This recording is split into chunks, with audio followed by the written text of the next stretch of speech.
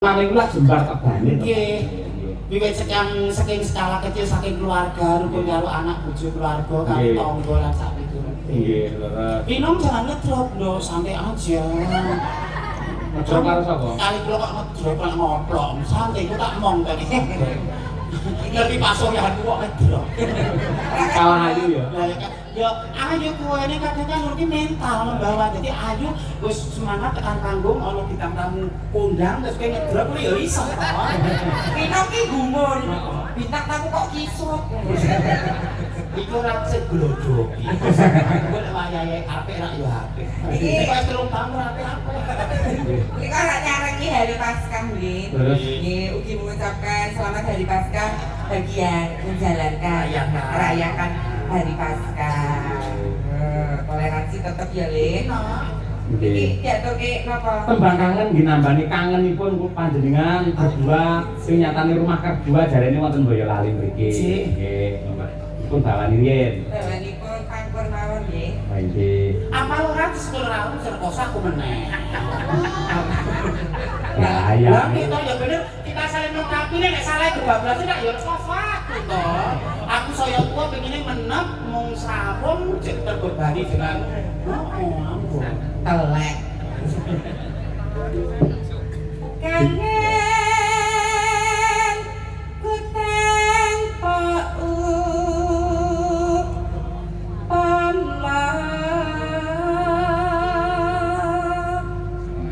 Suntik suara sapi kaya ngono garsi. Aku arep reksa lho. Aku bagi suntik malah rusak awak. Aku apa jenenge semangatku ki terpacu iki lho, Oh Le. ya ono pengaruh. Regane apa? Regane nek kumis tipis. Ngono kuwi ya marak iso motivasi ya iso, marak nglukru ya iso, gumantung ae dhewe. Nyawane berkorok. Donya kan digelar to lho. Wong bagus wong ayu iki nggo nyemangati ya iso ning dadi panggoda ya iso dadi jlomprong ku ya iso. Bondo iki dienggo dono biang ya iso, dienggo paribasan, dienggo akara murka, dienggo ngeslot ya iso. Gumantung cara lho. Iya. Hotel iki nggo istirahat ya iso, dienggo mesum ya iso.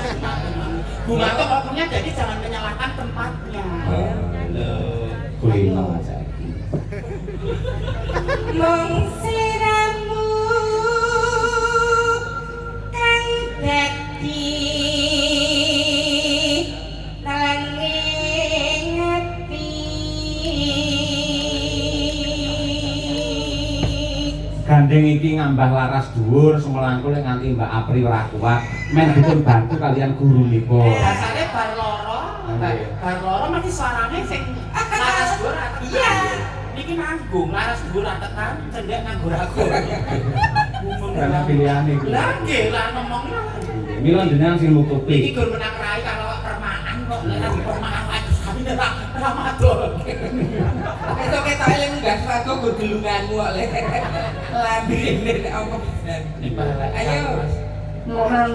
Ayo Mbak Mimin. Tilinganipun Rada budet.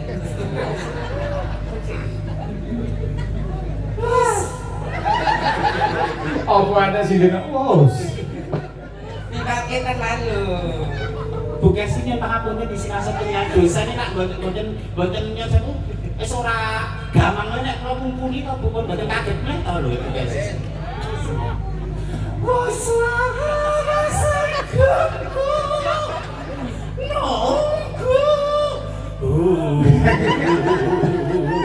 Kalau ada dia punter ini. Apa larasnya itu basak bilang ya mas? Oke, hai barang ini mau. Belum menjingmu le pindane cengel lagi mau.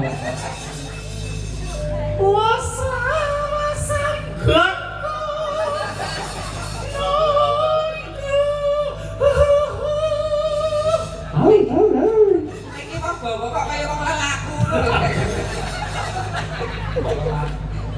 Mbok sing santai lho. Apa ya aku karo Mas Santoso ya? Pak Lurah. Lah ya terang. Sebenarnya apa ya? Ya apa? Selama sanggengku nunggu sliramu. Wah, Napasnya lambung. Nek napas cekak mesti do. Sliramu amun leto. Nek nyuara lanang nyapa kok sikile sing tengen dijone nyapa. Ceripet-ceripetin.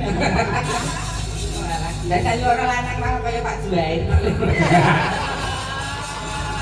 Pak Juair yo kece hebat. Sesuk adewe Pak Juair yo. Sesuk adewe Pak Juair lho. Ora melu-melu. Ngelingan rikala dinoke ungkur sliramu nate ngendika tresna lahir terus sing tete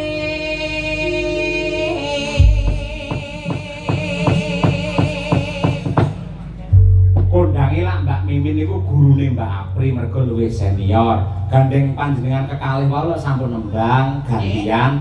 Sing biji ampun jenengan ning sing dadi juri niku penonton. Nuwun sewu dumateng sedaya para lenggah. Mbak Mimin kali Mbak Apri kala wau swantenipun sae sinten? Mbak Apri. lah kowe dawa dolok kok kaget Penonton kita bayar kabeh. Tak bayar kabeh aku sinden anu nerira kok.